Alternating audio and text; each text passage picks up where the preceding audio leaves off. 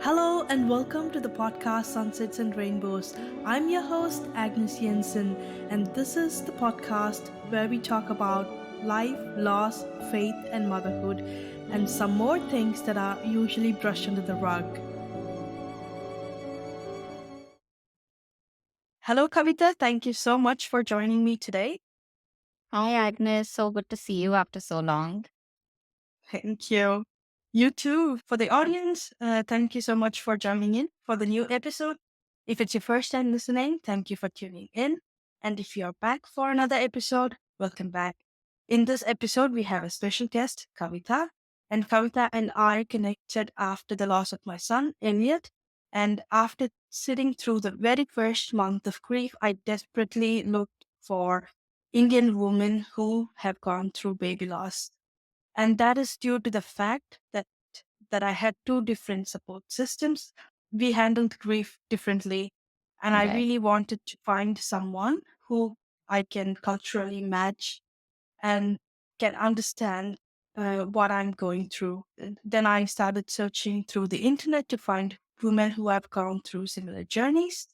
And I found one article in Still Standing magazine. It's an online magazine for infertility and baby loss, and that was the article written by Kavita. And that's how we got connected. And since then, she has been an absolute support to me during my journey. And together, we have also co founded the first baby loss support group for families who are going through baby loss and infertility in India. And to tell a little bit about Kavita's journey, she has gone through baby loss at 20 weeks, and this happened in 2019. And then she has gone through a pregnancy after loss journey, and she has her rainbow baby. And she has also gone through another miscarriage recently in 2024. So today we're going to dive into her journey and ask her more about where she is and how she's doing. And let's get started. Yeah, sure. Congratulations on the podcast. I'm so proud and so happy to see this starting. It's been a dream of yours, I know, for many years. So I'm really happy to also be a part of it now. Thank you so much. And as you said, like it's been a dream of me for so many years. I've been thinking on and off, talking myself out of it for a long time. Yeah, Even when we were starting this Indian baby loss group, like we thought it was too early. Like yeah, some yeah. Yeah, we were in the thick of it, and I didn't know if that was the right time. And people were already telling that I was doing things because I was in a bad state and I'm not doing it. I'm out of my mind, or I'm just talking out of my grief. I just want that phase to be over and to look back and see this is how far I've come. Right. Also, like you are going through this journey from 2019. Now, when we look back, I think we can look at it with a very matured eyes. Yeah, for sure. Yeah, definitely. That's my goal, at least, to not talk from the place of early grief, but to have space for also other stories, and I can process mine, and then I can also like support others through what we are going through. Right. And it's so good to have you today here. I already said some introduction about you, but to understand you as a person, what early context do I need to know? Who is Kavita? So, just to introduce myself a little bit, my name is Kavita and I live in Bangalore with my family. Like you mentioned, I did go on to have my rainbow baby. So my son is 4 years old now, and I live here with my husband, my son, and our dog Bailey. I run my own business. We make products out of seaweed. So I'm always shuttling, around the country on work and spend the rest of my time here in Bangalore. Perfect. Thank you so much for the introduction. And I want to start, like, let's go in a chronological order and see your journey to motherhood. When did it start?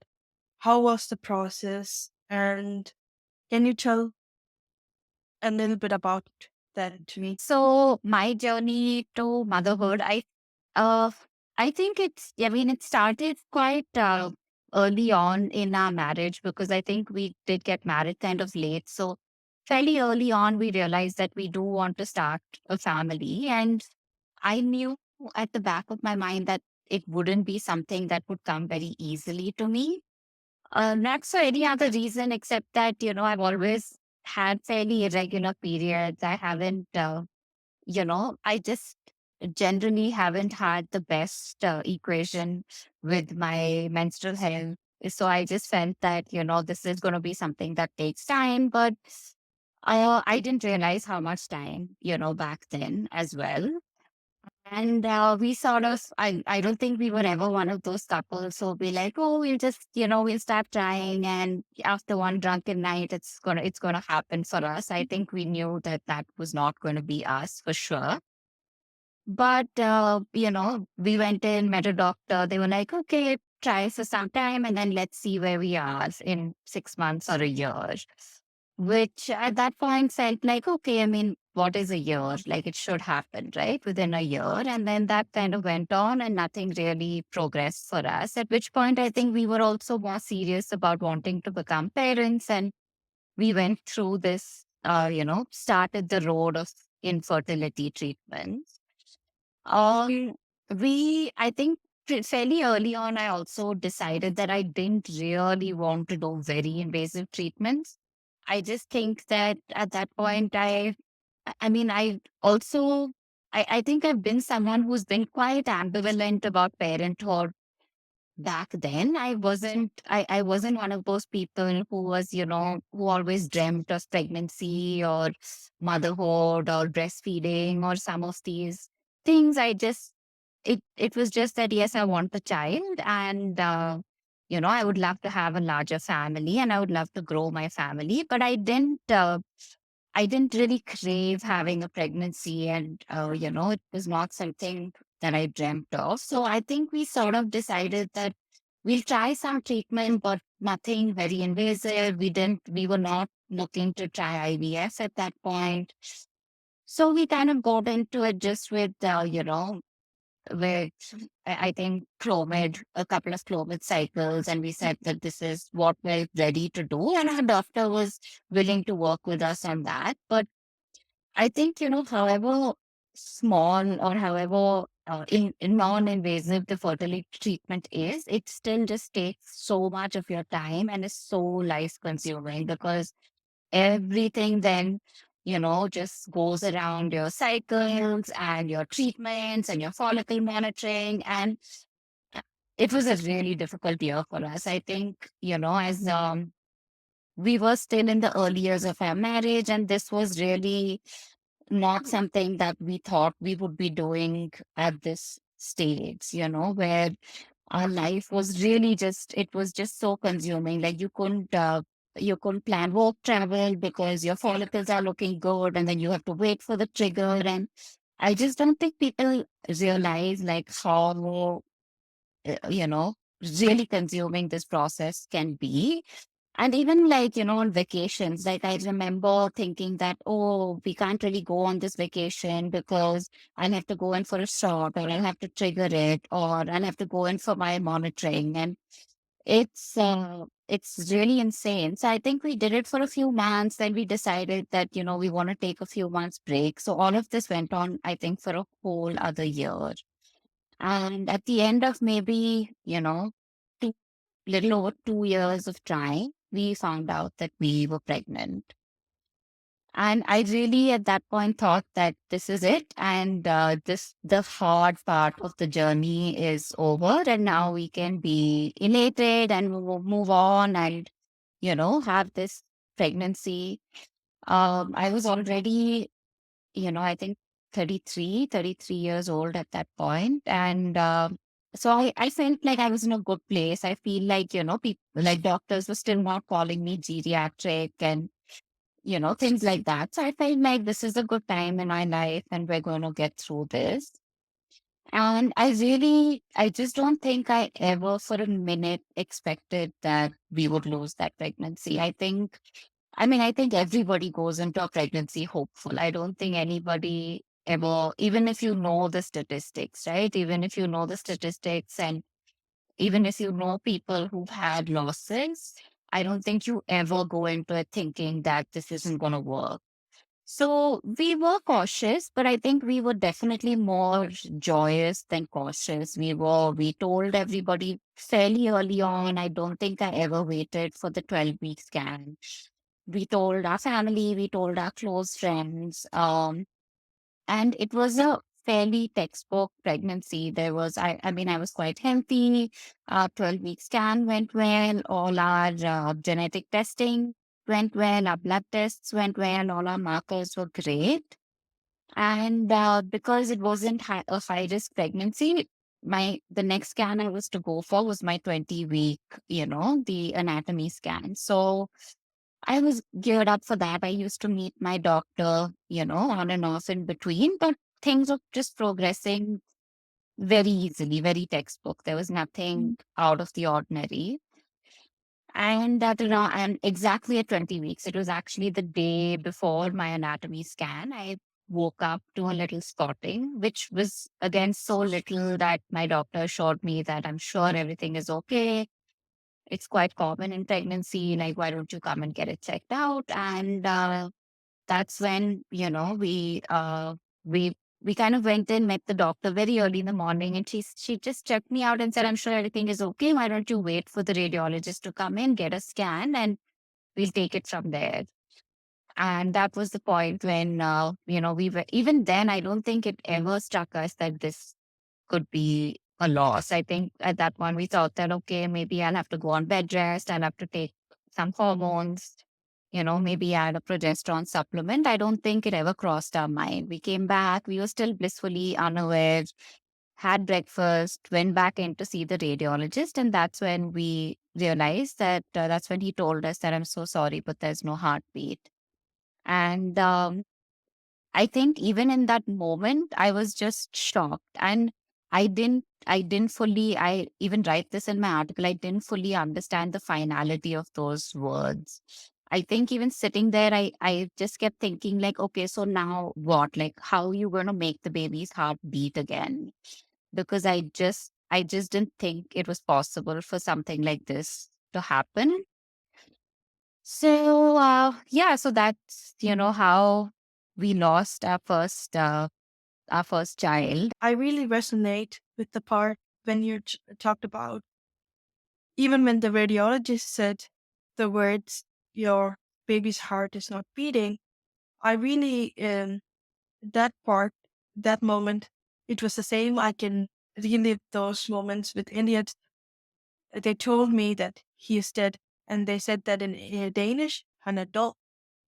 And I said, like, there should be a way that he should come back, right? Like we have modern technology. It's just as hard to stop beating. It can beat again, and Yeah, yeah. it was complete shock. Our rational mind cannot fathom that a death has occurred and he's not coming back, and the baby is not coming back. And that, for me, I can really resonate when you said, "Can you make that heart beat again?" That was my question. You have to take him out and then give him CPR or something, and he's gonna come back. Yeah. Or Yeah. So I think when you just don't. And I remember we were sitting and then waiting for the radiologist's report. And I'll never forget his words because he said, there is a problem. There is no heartbeat. So when someone says there is a problem can be solved, right? It was just the way they said it. And then we waited in the waiting room to get the report. And that's when I saw the report, I read the words intrauterine fetal demise. And that's when when I saw the word demise, I think that's when it struck me that, there's a finality in the word demise. There's a finality in the word death. And I think that's the first time that it really hit me that this is final and, this has happened. And I still think that even for a few, I would say days after that, it's a bit of a blur. Like, I just don't think, because it's so sudden, it just happens like in a moment that it was really like shocking. I think before the grief comes like the absolute shock and the disbelief, and not like even being able to come to terms with it. Yeah, there is a finality to the word demise. There is a finality to the word death. You saw the word demise. What happened then, and how was the process of birth, and what was the plan that was made after?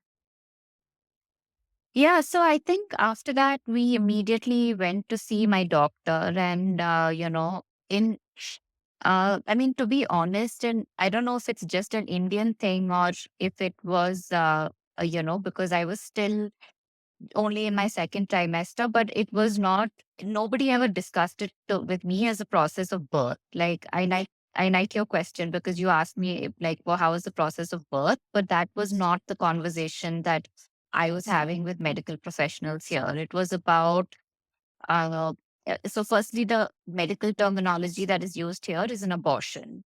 So it was, the abortion and to remove, like, just the terms that were thrown around, like the retained elements. And all of this was just so devastating in that moment. But essentially, uh, after that, I mean, my doctor she's amazing. She really, I think, handled it with as much kindness as one can, and really sat with me and, explained to me what would happen next. And I remember very vividly asking her, so, will the fetus look like a baby? Like, what do I expect? Because I was really nervous about a lot of these things. And then she said, yeah, it will like look like a baby. And she looked at the scan report and saw that, it was measuring, I don't know, maybe like 400 grams or 500 I don't remember. It was about 400, 500 grams. So she was like, it'll be as heavy as like a half kilo bag of rice, and it will be like that big. And because I really was not able to imagine these things, so she was just explaining it to me in a very lay terms that this is what is going to happen. But again, like, no, I wasn't, nobody really explained it as a process of birth. It was sort of that, we need to now uh, deliver essentially the demised fetus. And so she started me on some, medication to start dilating my cervix, but said that it shouldn't happen so quickly. So go home, like, come back in the morning and get admitted. So we went home, and I think we were still really very shocked, and obviously, took time off work, and then decided that we'll just try to keep ourselves distracted and focused on something else until the morning. A question here to you is, you said like they started the process of abortion, um, but there was no other concrete plan that was laid out. Because here I see quite a huge difference to how I was handled here in Denmark, because the way they explained that I'm going to give birth, and I was also given the same pill, and the technical term was abortion. I'm also getting an abortion, and that is to dilate your cervix. You get like a initial pill that will prepare the body to start the natural process. We were sent home, and we were asked to come and admit the next day. But what extra they did was I got many pamphlets that had Right. stories about similar stories about loss. And they told me what will happen with the hospital chapel. Like once I give birth, I have the option of being with the baby, taking pictures, making memory. So we have to, they told me that I have a lot of things to decide. Whether should I be cremating the baby, do I need an autopsy, do I need the hospital chaplain to take over the funeral responsibilities, or will I be making the funeral arrangement myself? So there was a lot of process, like, and even in the shock, me and the DFA has to decide on these things. There was compassion. There was, I remember the midwife crying with me, like she told me, I will never forget you. these kind of words, like they held my hand, they cried with me. And I don't see that was what happened to you. Yeah, I mean it's beautiful that you that that's the kind of compassion that you received in such a horrific and dark time, because I don't think and this is not just my experience. I've spoken to so many women in India who've had losses, and it's just not the practice here. Like there are no pamphlets.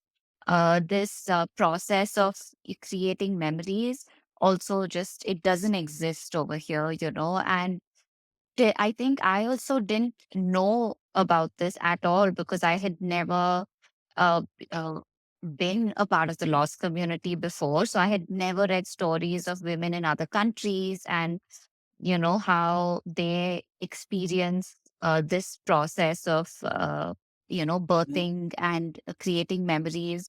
I just had no knowledge of this, and I think till today that's really one of my biggest regrets. One is, of course, the hospital and the medical system doesn't treat the fetus as a child.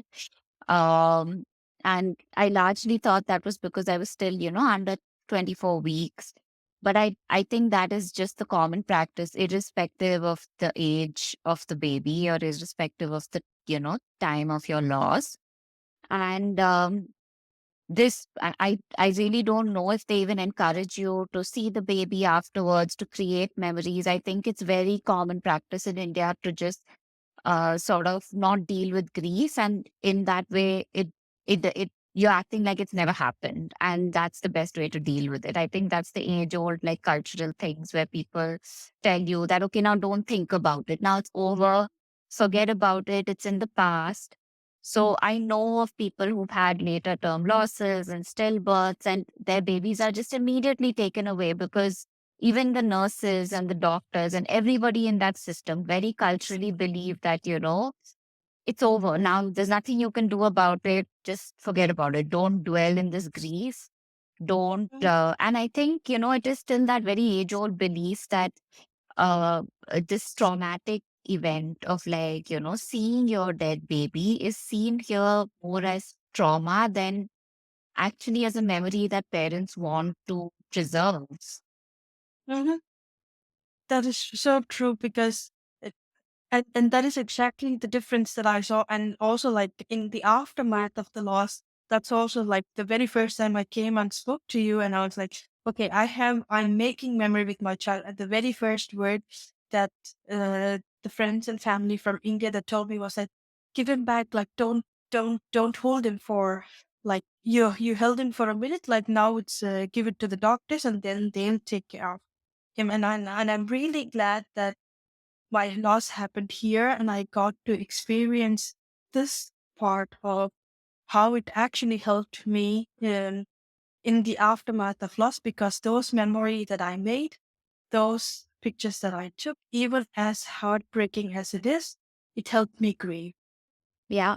Yeah, And I absolutely. also want that, and I also want that for other women in our cultural, like in Pakistan or India and all over countries, like in our surrounding countries. This is the case for any woman. It's your story, and this is what they experience. It's their experience, Yeah. and it's really, really heartbreaking. Yeah. And I think that was a big part of the reason why I wrote the article in Still Standing. I originally just wrote it as a way for remembrance, because I did want to hold on to the memories of that time. And I didn't really have anything else except for my memories. I didn't have any pictures. Of course, I had a few scans, and that's pretty much it. So I wanted to hold on to that memory as I really do think that it is it is probably one of the most defining moments of my life, and I did want to really remember that. And that was sort of my way of writing it down to remember. And so for me, like I said, that was one of my biggest regrets. And the other huge, of course, huge regret and something which breaks my heart till today is that it happened at home. And I didn't, because I know for a fact that my doctor she is a really kind person. And if it had happened in the hospital, I do think that she would have, helped me, or at least let me see my baby or hold my baby. But because very unfortunately for me, I started having contractions in the middle of the night. It was, I think, around 2 or 3 a.m. And because she told me that, nothing will happen till around 6, I thought this is just the natural process. I will have this cramping. I, of course, didn't even know that they were contractions at that point. I just said that, okay, this is the natural process. I'm going to have some cramping and I'll go in at 6. So I just have to get through the next 3 or 4 hours. But unfortunately, things just progressed so quickly that at some point I just, started bleeding very profusely. I felt this intense pressure. So I went and sat on the pot, and then I just passed, this huge sack, like fully intact sack. And it was, I think, around 4 a.m. So my husband immediately called my doctor, and then she just said, like, pick up whatever you can, put it in a container and bring it to the hospital. But I mean, I just can't even tell you how much blood there was. I think when you're in the hospital going through this process, you also don't Mhm. see it. They have a lot of, things to collect the Mhm. blood, but this was in our bathroom. There was so much blood. I don't think we could like see past that point. So I said, just forget it. Let's just go to the hospital and see what's happening. And even in that moment, my doctor was, so I really also wanted to know the gender. I said, because I wanted to humanize this Mhm. baby, right? And there's no way. And in India, as you know, like we don't know anything Mhm. during the pregnancy. And at that point, I also wanted to know what happened. So my doctor had said that, we will send the baby for, what do you call it?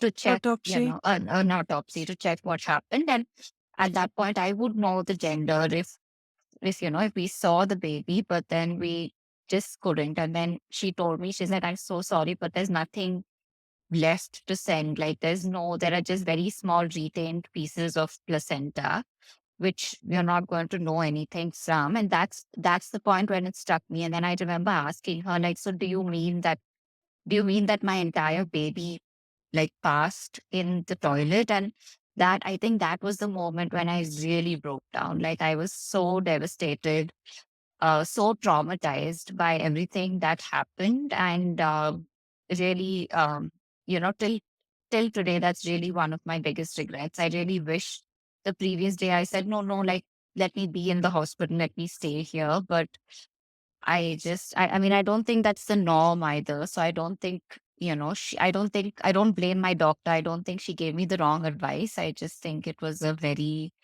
heartbreaking series of events. Right. And also, like, I'm gonna read a couple of lines that you wrote from the article. I wasn't able to sit or lay down, and I just kept facing. I didn't know that I was in labor. Yeah. This is your first experience. This is your first birth experience, and you are carrying your first child. And nowhere you could have known that this is how labor feels like.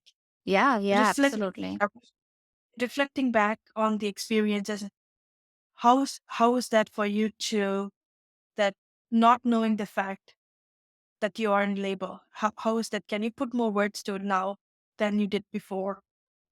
Yeah, I don't think I thought of it then as a birthing experience, So when I started cramping, I just thought that, because truly that was the first sign of my loss. Because up until the point that the radiologist said there's no heartbeat, there were no signs. I didn't have until that morning, I had a little bit of spotting. I didn't have anything else. So when I started cramping, I thought, okay, this is my body's way of saying that the baby is no more and that I've lost this baby. But I didn't even think, it didn't even occur to me to like calculate the time between the at that time, what I thought were just cramps. It didn't even occur to me. They were like cyclical, they were coming every few minutes. And even at that point, if we said that, let's go into the hospital, and I don't know, I was just thinking that it's 2 a.m. in the morning. I just have another 4 hours. I'm going to meet my doctor at 6. I just need to get through this pain. I, it just, I just can't believe that it didn't occur to me at that point. And a part of why I write my story is also because sometimes I just want people, like, I wish I knew this before. I just wish I knew this. I wish somebody had written this or like told me this, that I had known this before. Then I feel like I would have gone in. And it's really one of my biggest life regrets, So I, and I know it's such a bare open thing to write in a public article, but I I really, really regret it. So I really wanted to put it out there. I know there are people who afterwards like told me like, how could you write that, you flushed your baby down the toilet? I said, but that's the devastating reality of what happens when you miscarry at home.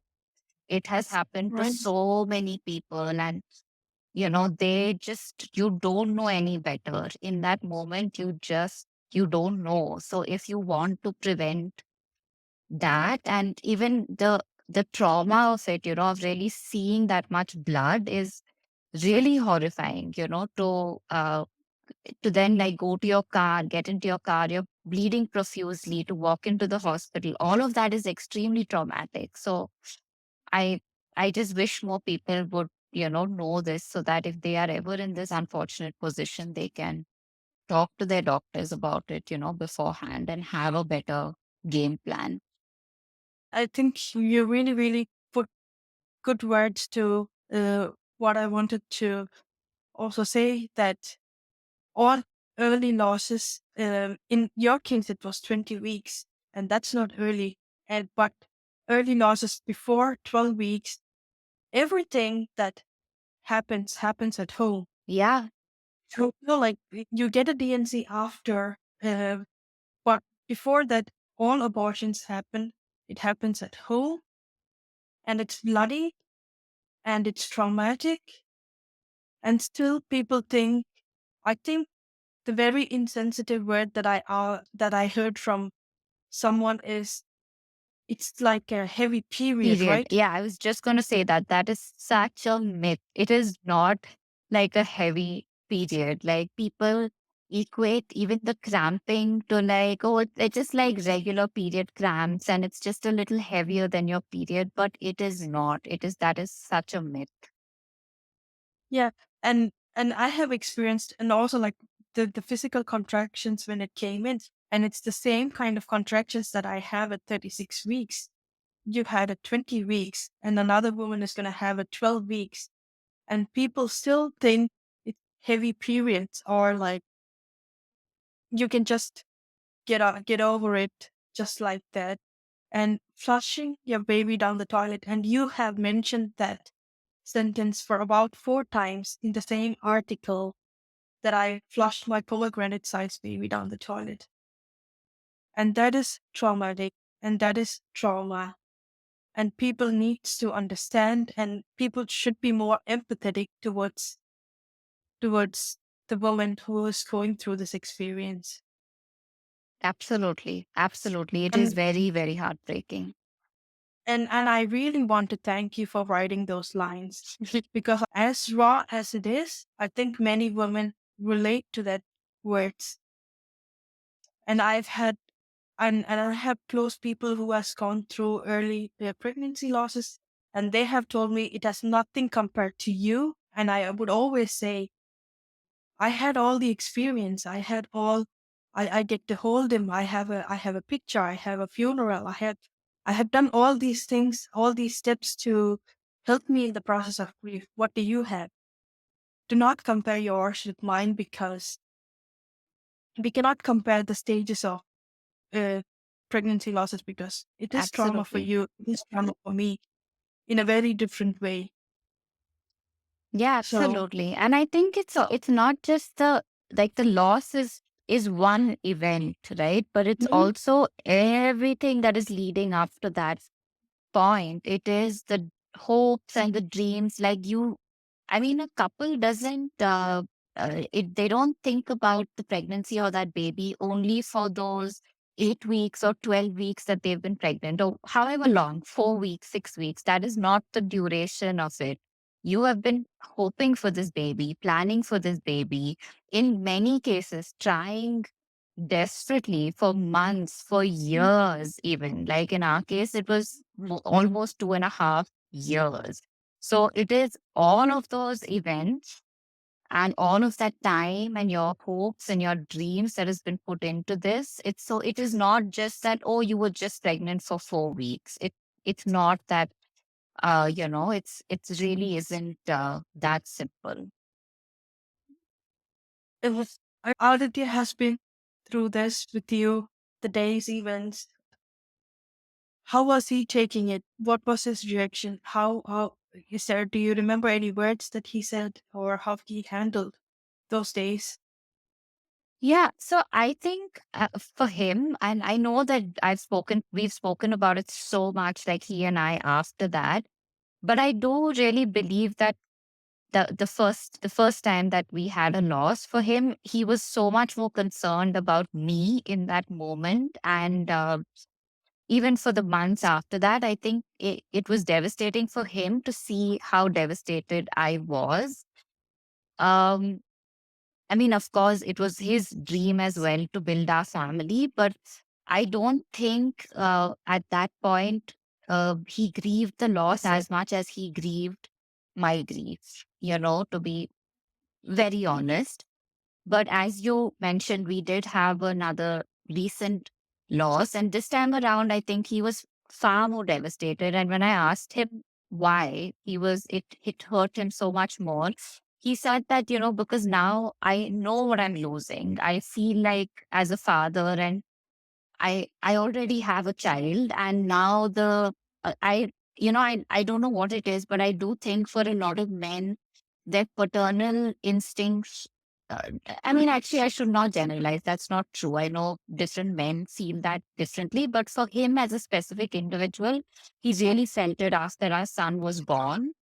So I think, having had that experience, the second loss really hit him much more, because I think he really felt that this is what I'm losing, like this opportunity and dream to have a child, which I don't think is something he was able to picture the first time around. And I think it was just much harder for him to watch me go through, that physical and emotional process of grief. Yeah, and that is a very nice comparison that you gave me there. That it's also like having a child now, having seen him grow, and having been a father for 4 years, and then now hit it differently than how it hit before. And Yeah. also, as you already shared your experience, there was no memory making or funeral, because I think at that, comparing to Yepe, like that was the point where when he physically saw him, that crushed him. And when he was doing the funeral rituals, it was more him who did that part, and that's where he came into the picture. Until then, he was more concerned about me, and that I could resonate with. Yeah. Yeah, yeah. And for Aditya, I remember he left the hospital. I mean, we rushed in at 4 a.m. and then I went to sleep, I think, after I did, have to have a procedure after that. And then I went to, I was sedated. So I was asleep by 6 a.m. And then he had to come home, wash the car of all that blood, wash the house of all that blood. I think that process was I think in that moment also he was really scared for like what was happening to me physically. So I know for him, he came home, cleared the house of all the triggers, and it was really like quite a mess, the car and the house and the corridor and the bathroom. So he came home at 6 a.m. in the morning, cleaned all of that, and was actually really worried about what was happening with me physically. And I think that overtook any kind of grief he could feel in the moment, for our for our the baby that we lost. And so far, your family hasn't come into the picture. When was the time that you told them what was going on, and what was their reaction, and how was your support system? Yeah, so actually, when this happened, my parents were in the US visiting my brother. And they live, I mean, my parents live in Bangalore. So otherwise, they would have been there much sooner, but they were just not in the country in that moment. So I did speak to them, and they changed heaven and earth to move their tickets and come back. But it still takes, 2, 3 days because of the time Mhm. difference by the time they got their tickets. Aditya's parents actually flew in that evening to come and be with us. So our families were really they were very supportive. They were devastated. And I don't think anyone in my immediate family or immediate friend circle in that moment ever said that, you shouldn't grieve this or forget about it and move on. I think they were all very devastated with us. I think what uh, really hurt for me is more than their initial, I think initially everybody reacted in a way that was comforting. But what ends up happening is after that first week, and everybody goes back to work and life, and, you know, that's when it really stung me that I was unable to move on or move forward. I was still very much stuck in that moment or that time in life. And I just couldn't fathom in that point, like how people were like going back to work. And I mean, I understand it. Of course, life, goes on. They have houses and families. And, but that's, I think, when I really started to feel very lonely in my grief, because I think people also do put a timeline on, a grief like this, that they feel that, okay, now it's been a week. They Mhm. should be fine. So I do think that is again, I don't know if it's a cultural thing, but here there is a very strict timeline on your grief that after a week or two, you're expected to kind of snap back and, move on. And I just don't think that is possible. Like, I don't know how, I mean, for starters, your hormones itself haven't gone back to baseline in 2 weeks. Like, 2 weeks is it's such a short Mhm. time, but I think people do put a timeline on that grief. And it is very different from, say, when you lose anybody else. I don't think anybody really expects you in that moment to like just go back to normal in 2 weeks. But there is something about a miscarriage or baby loss where there is a timeline. Those first few days, everybody is there for you. They will come with you to the hospital. They will be there. They will show up. But then after that, it's just silence. And It's it's, true. and there's no acknowledgement also. It's just complete silence of what's happened. There's no more, how are you doing or how are you feeling? Like the conversations go back to, just the usual middle of the day events. Yeah, exactly. Have you eaten? Have you slept? And then Yeah. that's it. They Yeah. don't. It's like the last part never comes back at all. And I think I've said this many times. They have done their grieving part. For them, it was a news, so they were able to process it like faster. For us, we are still going through it. We are still, our body is changing. We can still physically feel the pregnancy not being there anymore, and the hormones, as you said. And also, like mentally, the shock period goes off in a week or two, and only then the grief, like, it really hits you. Yeah. And you're Yeah. alone, and you're just alone in your grief. And that's exactly the point when I search for you for like searched in the internet, like, is there any other Indian people that's out there who there are other Indian people yelling at me to move on, and are you not feeling better yet? It's like, Yeah. is that even a you're asking me if I'm not feeling better yet? Yeah. And yeah, you should be fine, right? And like, yeah, give me a smile. Don't like sad things on internet. Just smile, and God will give you another child. just move on. You will get another baby. And like for me, it took a good years to get pregnant with that baby. And we went through fertility treatments. And to lose him full term is another story. And you're asking me to grieve for 2 weeks. Yeah, And you gave me 2 weeks as a timeline. Even Denmark gave me 3 months as a grief period to process my grief. And right. they asked me to go back to work. Like, why are you still sitting at home? Why are you not back at work? These were the questions that were asked to me, and that's both of our experiences. Yeah, absolutely. And I think I honestly believe that unless you've gone through pregnancy or baby loss before, I really don't think you can fully understand the extent of that Mhm.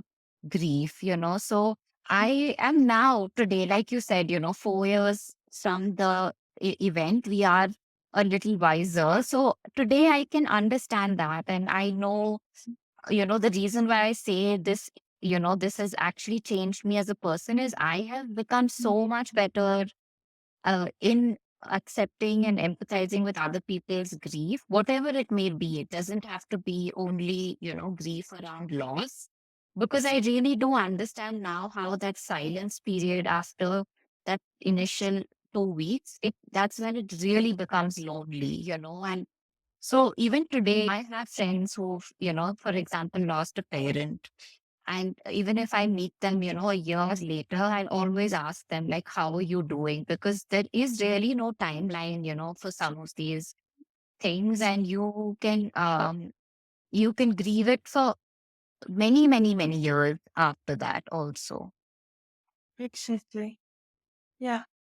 Yeah, there's no timeline for grief. There's still anniversaries, there's birthdays, Yeah. there's the day that you saw your 2 lines, there's all sorts of reminders. So there will always be, and then there's Mother's Day, Father's Day, Yeah. there's Yeah. God knows what, and then there comes a child. Now that we are talking about all the reminders, I also want to ask you about the triggers Mhm. because triggers are everywhere. I want to ask, what things did you find most triggering after the loss, and how did you navigate them?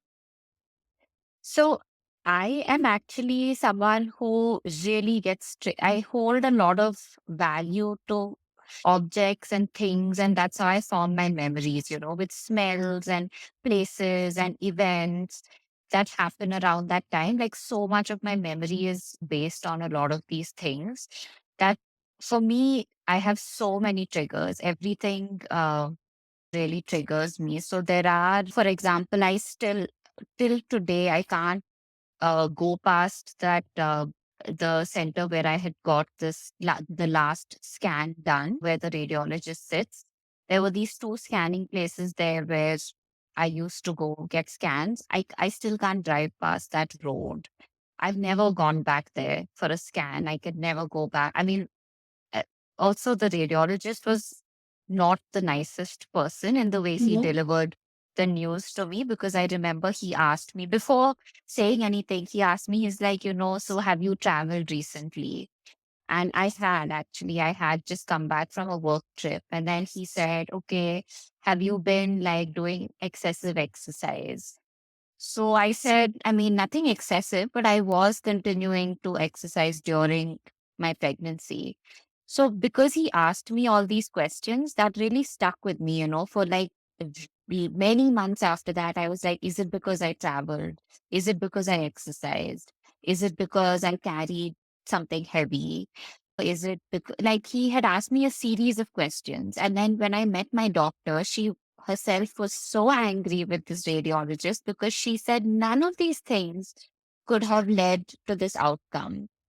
And again, this is something that I tell so many Indian lost parents when I speak to, because this is something that's very common in India, where people assume or like will make these very random assumptions, like, you work Mhm. too much, or in fact, when I did get pregnant again, people were giving me all sorts of non-medical, meaningless advice, like stay in bed, quit your job, don't do any form of exercise, which like my doctor was telling me all of this is false. Like, in fact, you should exercise, you should be, active, unless, of course, there's some, complication.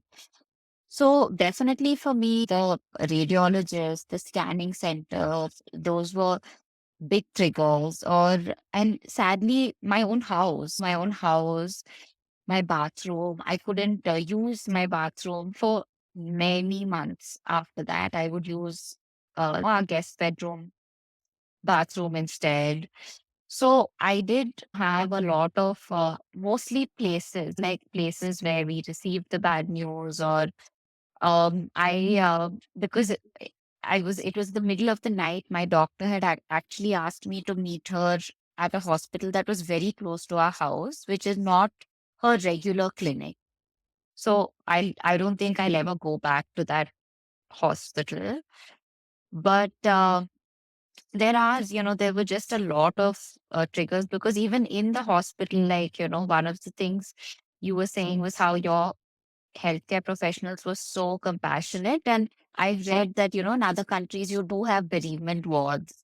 But here, like in India, I was just admitted in the maternity ward. So I woke up the next morning from the anesthesia, and all I could hear was new babies crying, or mothers getting wheeled in for delivery, or like, when you as soon as if they the nurse would just leave the door to my room open, and I would see like the other rooms which had pink or blue balloons stuck on the door, which was basically the family had a boy or a girl.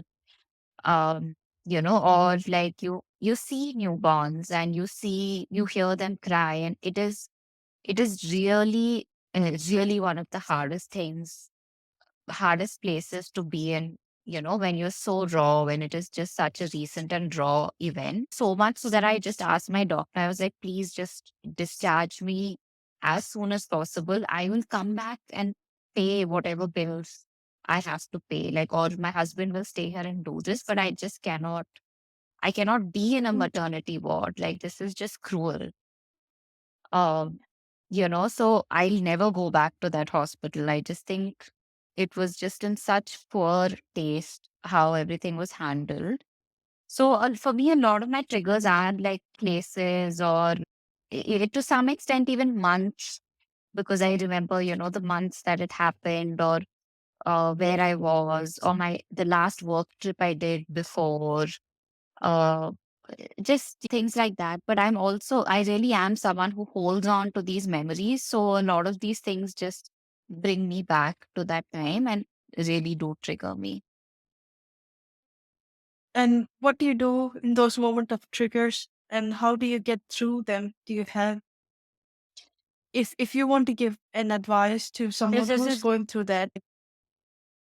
I don't know. I'm the wrong person on that, because I think I do have a friend who also had a few recurrent losses, in fact. And I remember after her first loss, she wanted to even change her gynecologist, because she was like, I just can't go back to that center, where I was doing my fertility treatments. I'm finding it so hard to go back to that doctor. And I understand that. And I also think it's largely like how those places or those people reacted to the events that were happening, which I found triggering. And I mean, for example, like, I love my gynecologist. I still see her, and I will never stop seeing her. And I think that's just purely like because of how she handled everything that happened after that. And I think, at the end of the day, if somebody, like, if you're a radiologist or a fertility clinic, or if a lab or a nurse uh, was unkind to you, was not empathetic in that moment, I really think that, just find a new place. I just don't think it's worth, going back to places that trigger some of these memories. But, of course, there are things like I can't move. I can't let go of my house. I have to just build. you know, new memories here. So, like, for example, we redecorated a lot of our house just because so much of that was just triggering me that, we changed around a lot of things and that helped, it was sort of like a new facelift in a way. Mhm. But I would say that if something is not serving you or is, triggering you because they were unkind, it's best to just leave them in the past and just kind of, find something new. And I actually put you on spot with that question. That is also because I went back to the same hospital.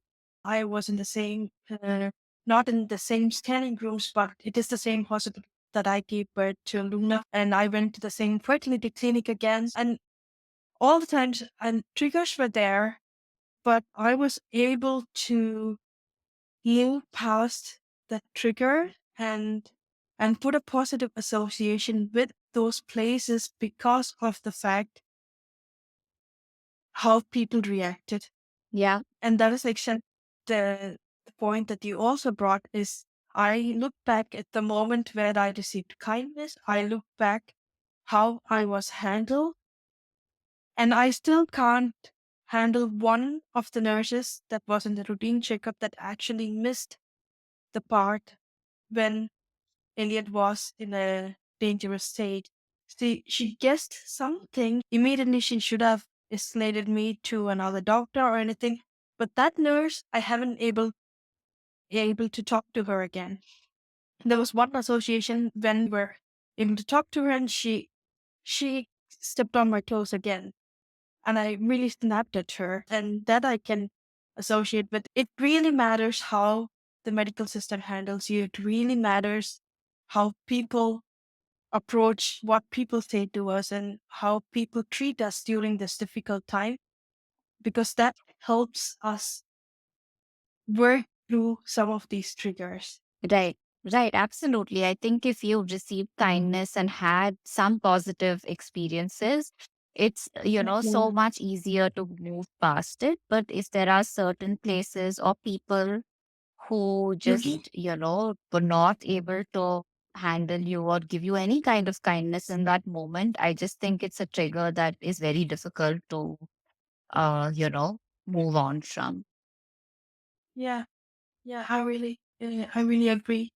Now talking about pregnancy after, like you also got pregnant after your loss. How was that for you? Uh, how did you handle the triggers during your pregnancy after loss? And how did you work through the whole journey? Yeah. So I also want to acknowledge how uh is really how fortunate I was because I know that there are just so many people who don't or may not ever experience a pregnancy after their loss or for whom it is much harder. So before I say anything else, I really do acknowledge really how fortunate I was to even be able to get pregnant after and so soon after my loss, to be honest.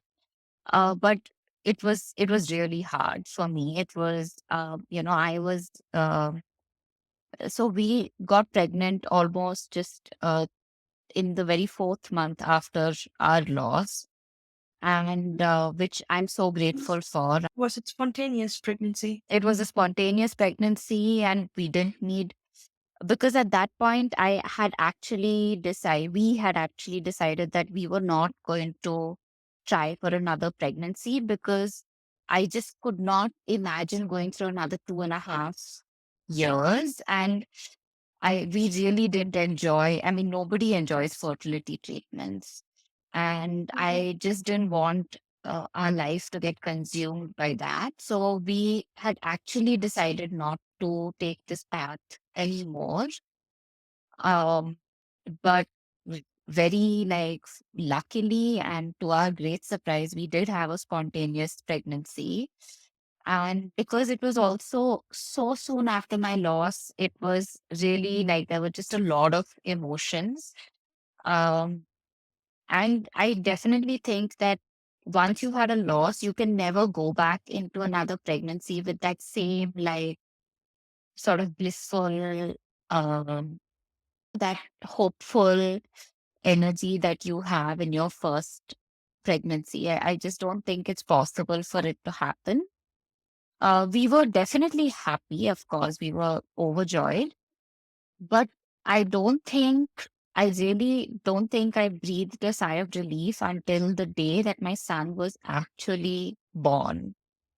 And, there were a lot of people who, like, during my pregnancy also used to tell me things like, this is not the hard part. The hard part is once they're here and once they're not sleeping and once, things like that. And of course, that postpartum is hard, but for me, nothing will be harder than those 9 months. It was just I mean, the pregnancy itself was not hard. It was not physically hard, but we also went into lockdown. So Mm, just after my 20-week scan, we went into lockdown. I think my scan was on March 10th, and on March 20th, we went into a nationwide lockdown.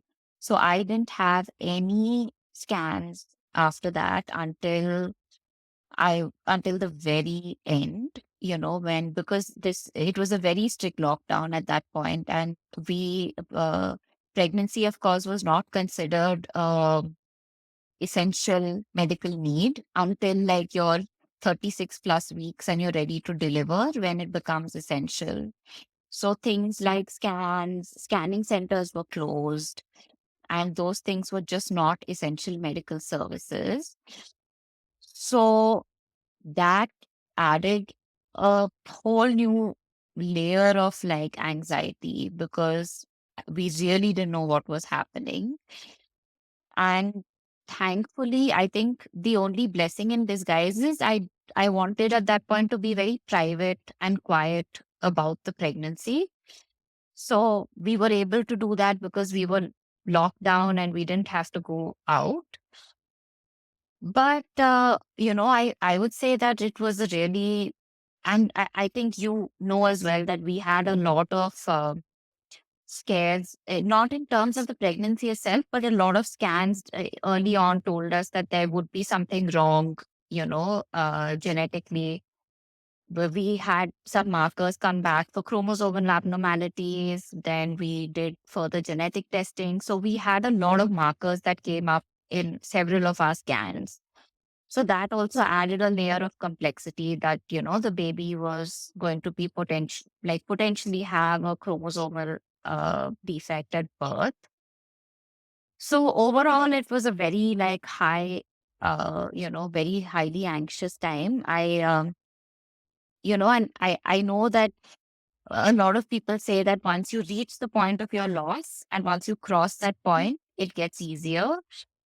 But I think at that point, I had also met so many women like you also who had much later losses that I don't think after 20 weeks, I was able to believe that, yes, no. it's going to all work in our favor. So I really think that you really like only until the time that your child is born and is healthy and alive in your arms, it's very difficult to believe that it's going to happen for you. So I think until the very last date, I was very anxious. Towards the end of my pregnancy, I really reached a point where I couldn't sleep because, and especially for me, because I woke up in the first time around, I woke up and had lost the baby. I knew it had happened at night.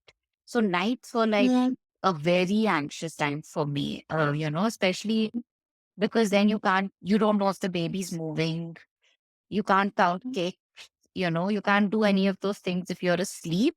So I was really not yeah. sleeping. I was not sleeping well. Or I remember towards the end, I used to tell Aditya that we'll take turns sleeping, that you stay awake till about like 1 a.m. and you keep an eye on how much the baby's moving. And I will wake up at 1 a.m. and then keep an eye.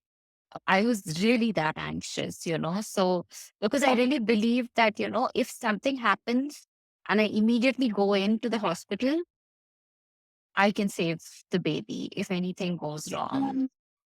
Yes. So I really like lost myself in those 9 months. It was just extremely, extremely difficult to, stay sane or focused on being positive. And I had a lot of people tell me that, it's all in the mind, and the positive energy from your mind is flowing to your baby.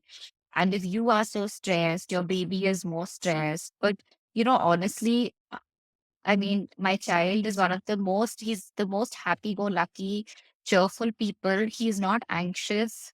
He is not, so none of that has affected him in the womb. Though I had a lot of people tell me that he's going to be an anxious child. He's not going to be a happy child.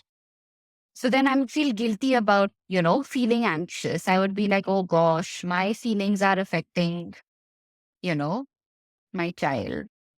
And one is our innocence through pregnancy after loss, it's It's gone. gone. Yeah. There's no, not 7 weeks, not 12 weeks scan, not 20 weeks, full term until you give birth to a baby and see it's breathing and it's staying like that. Because we also know a lot of stories of infant loss, Yes. and I know how many ways a baby could die, Yeah.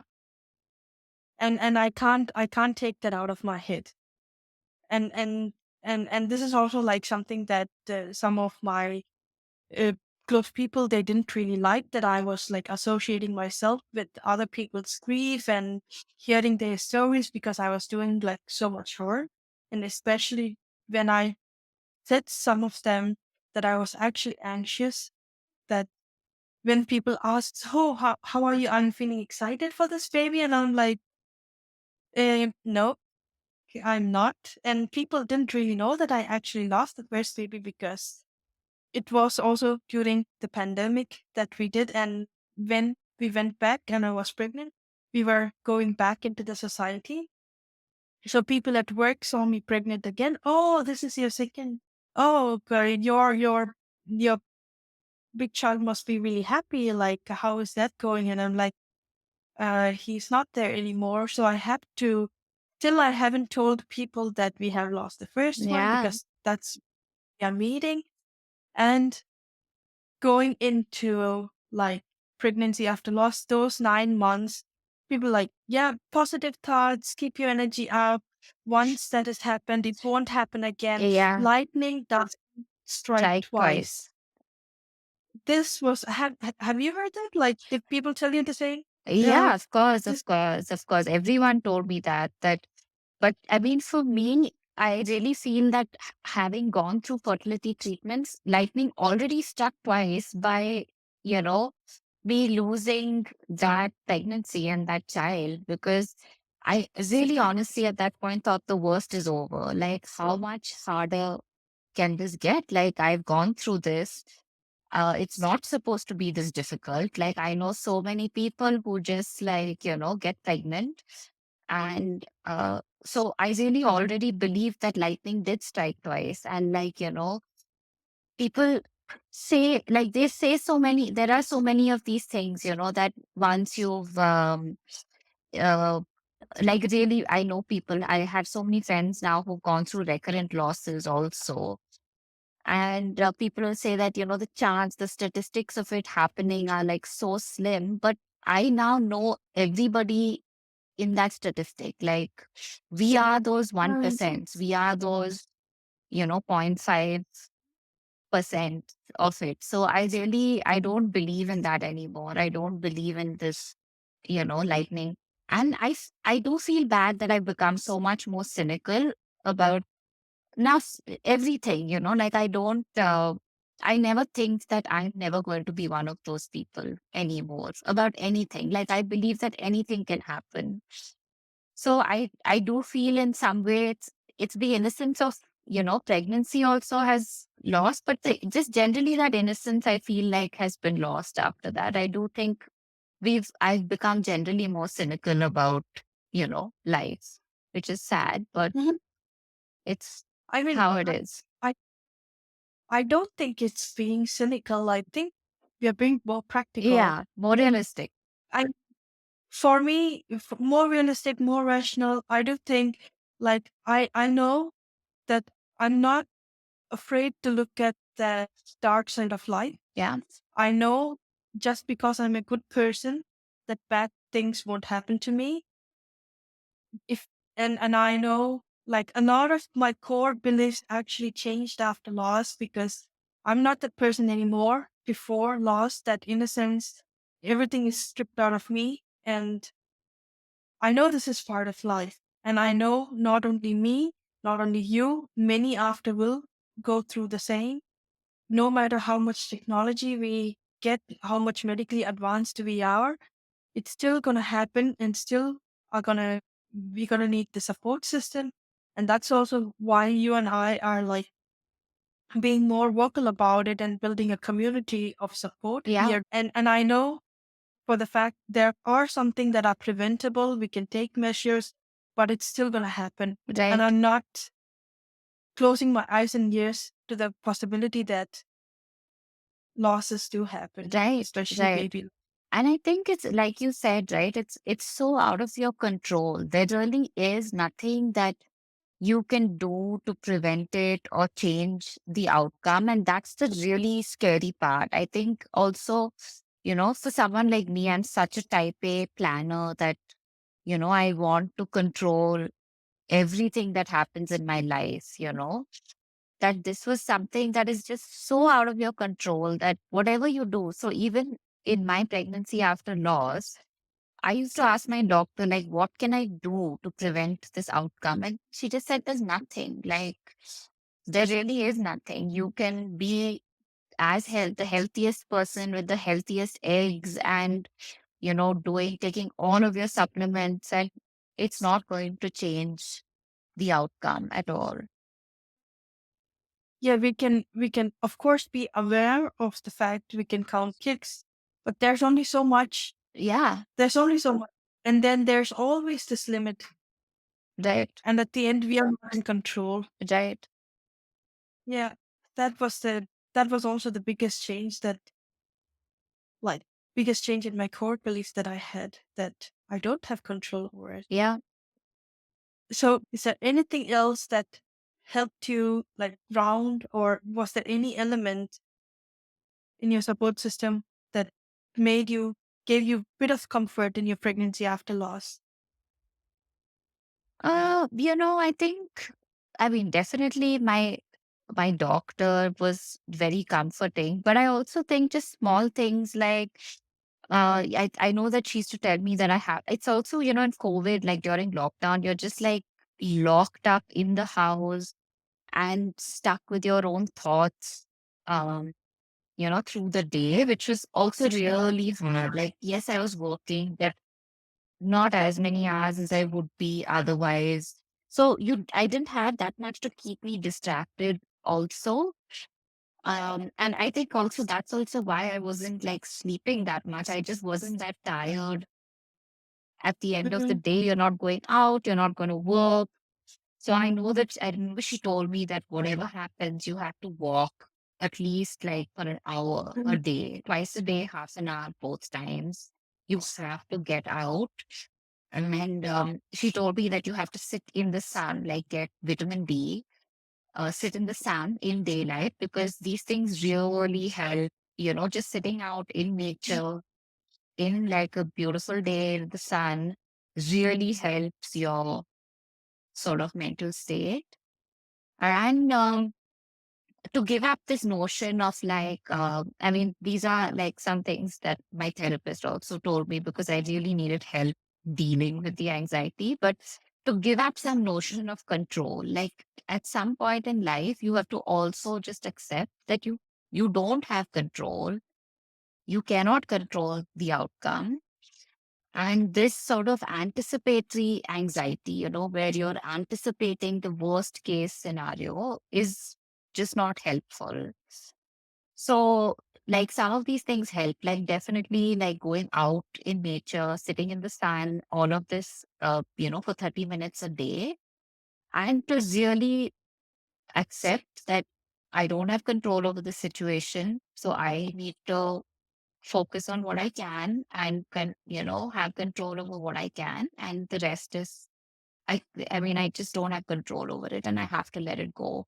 So I think for me, it was a big lesson in sort of acceptance of that. and take Yeah. it day by day. Yeah. And I think because in So pregnancy, also you Google so much, you get so caught up in this, like you said, right? Like at week 32, I'm like, and I couldn't go in for scans at that point. So I used to call my doctor and ask her, like, what if this is happening at week 32? Or what if, like, what if my amniotic fluid is too less? And I don't know. Like, I just had all these scenarios in my mm, head of like this what ifs and this research. And it was the hardest thing for me to just shut out all that noise and just say that, and to put that faith in my doctor that she knows like whatever she can do in her power to help me bring this baby to earth alive, she will mm, do. And I have to trust that and I can't control the rest. I think that was really what I had to decide and do. And only I could do that for myself. Like nobody could help me, uh, do that. Like, of course, I had my support system, but ultimately it is what you believe and how you control your own thoughts. Nobody can really do that for you. yeah, exactly. And talking about pregnancy after loss, and now you do have your rainbow child who is 4 years old. What is your association with the term rainbow baby? I, I don't know. I definitely do see him as really like a rainbow after the storm. I definitely associate him with that. I really see him as my miracle child. I don't know how I got through that. I don't know. After our history and everything we've gone through, I really do see him as my miracle, which I really don't know if we'll ever be able to have another miracle. So in that sense, I do see him as that. So I do think it's a nice term. I really do see them as the rainbow after the storm. So in that sense, I do think of it as a nice term. I have a mixed feeling about it. I mean, I never thought Elliot was the star, but the grief that came together with him, it really felt like the difficulty, the grief, and the heartache that came actually felt like a storm. But if that's the storm that I'm talking about, then definitely Luna has brought the healing that I wanted, and she has definitely lightened the world. And I cannot ask for any other miracle than her being here on this earth safe and sound. And that in turn, if that's what rainbow feels like, and definitely she is my rainbow child. And yeah, Yeah, that is it's interesting you said that, that you don't think of Elliot as the storm. And of course, like that is, yeah. of course that like he will never be the storm in your life. And, to add to that, I think for me, sometimes I get very conflicted about, Mm, at least in the early years, when Dhruv was born, I did take a step back a little bit from the baby loss community. And even, right. that was around the time when you had reached out to me a little bit early on. And I think I was finding it very difficult to resonate both parts of my life because, Dhruv was conceived so quickly after my loss that uh, I I can't imagine my life without him right now. But at the same time, I really was so conflicted about the fact that he is only here on earth because of me having had Mm, lost my first baby, and I was so conflicted about. I just could not merge these two worlds. Like, how can I be so sad about something and still so grateful for the mhm, other thing? And it took me a lot of like healing to realize that both can exist, that I can be really devastated and heartbroken about, this loss. And at the same time, I don't have to link the two. I don't have to, I don't have to connect them in any way. I can be really sad about this and I can be really happy and grateful for this as agree. well. And there is the power in the word and, because one Yeah. doesn't negate the other.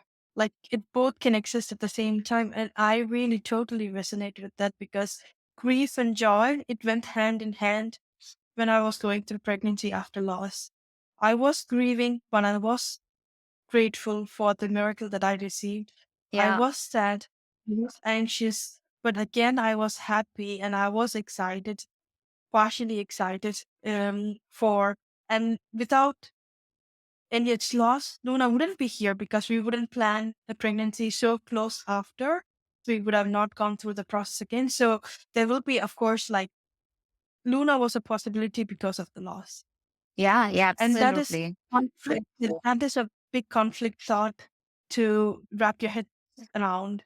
Yeah, absolutely. Yeah. And actually, just one more thing I wanted to add about my pregnancy after loss is another really good piece of advice that my therapist had given me was during that time to just also really document everything, because I had so much grief about the memories of my first pregnancy being taken away from me so harshly, that I remember she told me that just document anything you feel about this pregnancy. It because I was so scared to accept this pregnancy. I really thought that if I ignore it for as long as I Mm, can, I'm protecting my heart from, you know, mm, the inevitable or what could happen. So the first few weeks, I just kind of mm, ignored it. I was like, I don't want to think about it. I don't want to attach any emotions to it. But she said that's not the right way to process it. She's like, attach the emotion and make these memories irrespective of the outcome. Because she mm, then reminded me that the first time around, I was so sad, even though the outcome was not what I wanted. I was so sad that I didn't create the memories. So then she told me, just like, create the memories irrespective of what happens. Nobody knows what's going to happen at the end of this pregnancy, but irrespective, create the memories. So very religiously, every week we would take a bump picture. I would document, every symptom I had in that week. And I found it very difficult to do that because I was like, I'm attaching too much to this pregnancy, but I really feel that that was a beautiful it made me really find joy in that mm, time and joy in that pregnancy, and get through that. And now I love those memories, like, I do love looking back. So I think that is something that if someone can do, they must do it. I think it helps. It's healing to document those mhm. memories irrespective of the outcome.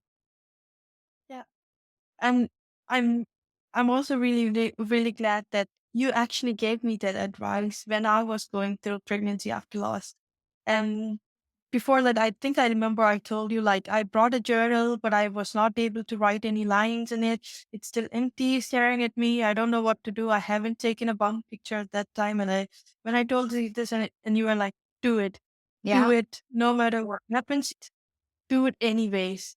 And I remember you telling me, do it anyways.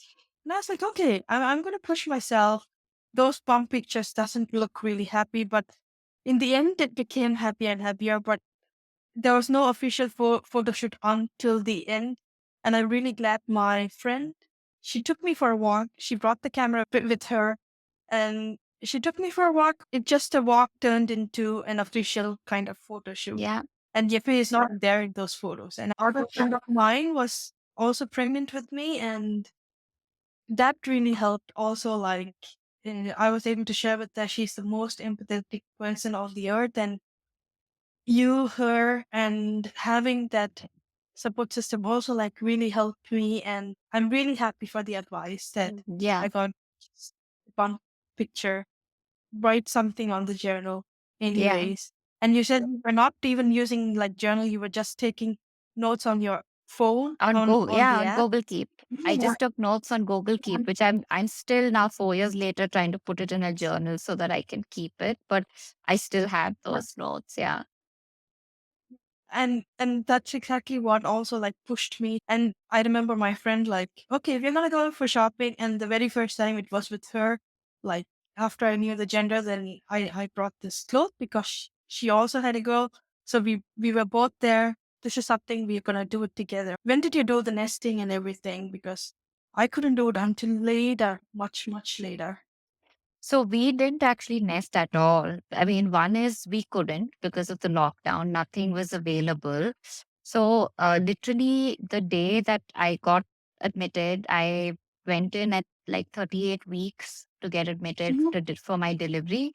We bought clothes from the store in the hospital. We bought mhm, diapers. So we didn't have anything. The only thing that I got 1 week before was a bassinet because I was already so nervous and scared about baby sleep and infant sleep that I knew, even though it's so typical for Indian families to co-sleep, I mhm. was already dreading, that is the only thing that I purchased and kept, and we had moved in with my parents. So we didn't have a separate nursery, nothing. We were all like, my parents had one room, we were in one room. We just bought a bassinet for that room and that's it. Everything else, I remember we went to the store in the hospital and we bought diapers and onesies and everything from there. We didn't have anything. And then, of course, I had some friends who had given me a lot of hand me down clothes, like newborn clothes. And that's it. That's all we did. We didn't have anything else. Yeah, and I also remember I didn't not like once they knew it was a girl, then also my sister-in-law she gave me all the hand-me-downs from her daughter, and then I kept it, and I didn't even wash it until like a week before we we dried it as much as possible. So yeah, that's pregnancy after loss. Yeah. Um, I want to quickly go back to where you were able to compare Aditya's grief with from the first loss to the recent loss that has happened. I also want to ask how was it for you to go through another loss also after like you have a rainbow baby, now he's there in the picture. Can you tell me how was it for you and how was it for him to go through that loss? Yeah, absolutely. So I think, I mean, as you know, we were not planning on ever going down this route of pregnancy again. It was a chapter that we had completely closed. This recent pregnancy was a total accident and something that we uh, were not expecting or were not planning for. But of course, when we found out, we were excited, at the possibility of it. And I think this is, where the line that you said that lightning doesn't strike twice. I, even though given my history, given everything I know about pregnancy loss, I really didn't believe that it would happen to me again. Um, and, like you read the statistics that, the chance of you having another loss is so slim. And I really thought that, I've been through my fair share of heartache around this, that it's not going to happen. Like, it's just not. It all happened very quickly because we found out only when I was around, maybe 7 or 8 weeks pregnant. And, we lost the baby at 10 weeks. So it was really just a matter of 2 weeks or 2 to 3 weeks in between that from the time we knew until the time that I had the miscarriage. Um, for me, the difference, you know, I I don't know. I can't really compare it. It was a very different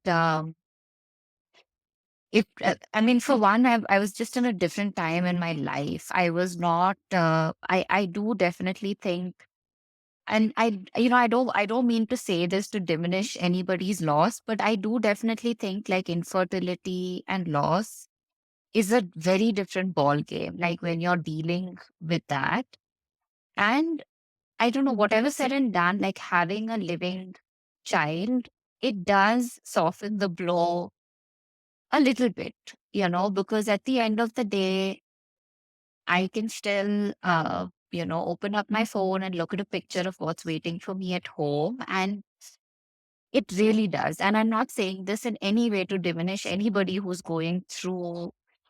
And for us, again, because we were not actively trying to get pregnant again. At some level, it was. I was very clinical about it the second time around. I was shocked. I was definitely heartbroken. I hadn't lost myself so much. And I think in infertility, you also lose so much of yourself in this process of like getting pregnant. And then, you think that once you're pregnant, this is it. And then you're not able to keep that pregnancy. I just think so much of you is lost in that process. And this time around, it wasn't like that. I was living my life. This came as a very happy surprise, and it was very swiftly taken away and was very devastating. But I just can't compare the two. And I'm really not saying it to diminish, how people Yeah. might feel. And um, it would have been very different if we were, very actively trying for this and were going through treatment. So I'm really not saying it in that way. And I really hope that nobody interprets it in that way. But it was Mhm. definitely very different. And like I said, for Aditya, it was so much harder this time around because also in those very 2 short weeks, we had gone from, not wanting this to being very Mhm. excited about it to really thinking that, this is great. Like, we never knew this could happen for us, but it has. And Mhm. this is amazing. Like, I think also Dhruv is coming to that age where we do really want to grow our family. And we were like, this is great. Like, let's take this opportunity. Let's, roll with it. And but this time around, even when I went to my doctor, she's like, "You're so much." I'm 5 years older now. We're both like, Mhm. Aditya's over 40. I'm like close to 40, so it's a very different game.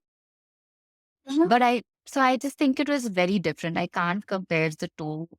It was a big roller coaster of going, to a real high level of happiness and then having it all taken away. And I do think I really grieve the loss of like what it could have been like for Dhruv. Mhm. But for him, we never told him. He never knew. He never knew anything was happening. On the day that I went in for my DNC, he just knew that okay, Amma's sick and now she's going to the hospital. He stayed with my parents. He made me get well soon cards. And that Mhm. was the extent of, what it was for him. And I know that when I came home from the hospital and for a day I was just kind of lying in bed, he was just so sweet about it. I remember he came and he just like stroked my face and he was like, "Do you still have fever?" Because I think in his mind, Mhm. that's all he could comprehend. That I was sick means Yeah. I had fever. And then he Mhm. asked me, he's like, "Did the doctor give you an injection?" So I said, "Yeah, I got an injection and I just need another day and I'll be fine." So Mhm. I think that moment was very heartbreaking to see like how beautiful this life is. It's, how lovely and amazing it is to have a child and parent a child. And that's when it really devastated us. I think that's when we really felt the loss of this, what could be and the future. So I think, that's how it was different. Mhm. Wow, that is so deep. And to conclude, I wanted to ask was about Bailey. How actually Bailey was helping you through the grief. Yeah, I Mhm. honestly think pets are like the best companions. And I really think that, even, uh, I mean, when I see Bailey, I really think he's seen me through so many stages now of my life. Like, Mhm. from being like a newly married person to then going through fertility treatments, loss, parenting, another loss. And I think they just know when something is going on and when something is hard, they know. Because I know that Bailey, even the first time around, I remember he just came into our room and we had sat down on the floor and he just came and licked our faces. And he's not the kind of dog who licks that much, He Mhm.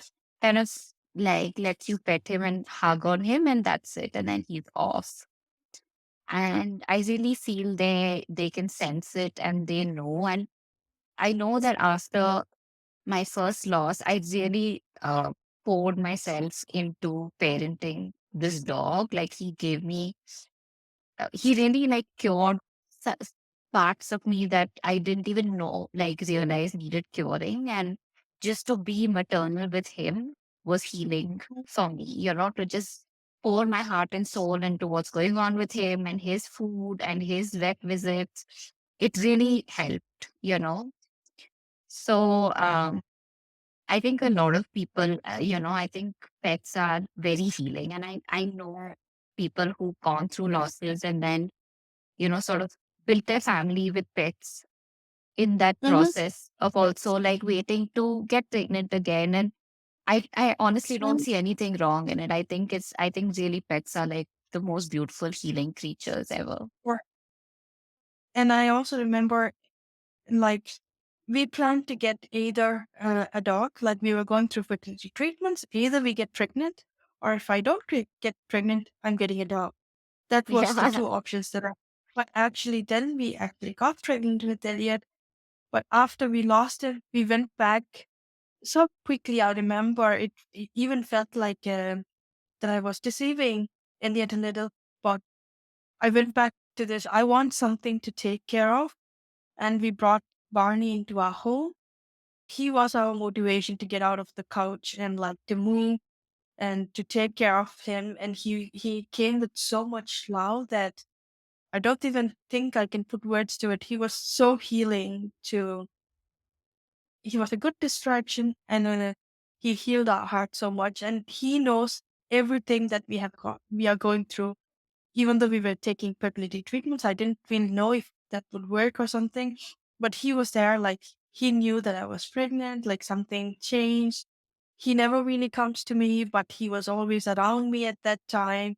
During the whole pregnancy, he shadowed me, and it's such a beautiful thing to have a pet, and they come along our Absolutely. journey, and they are so, so healing. So, yeah, thank you for sharing also that bit.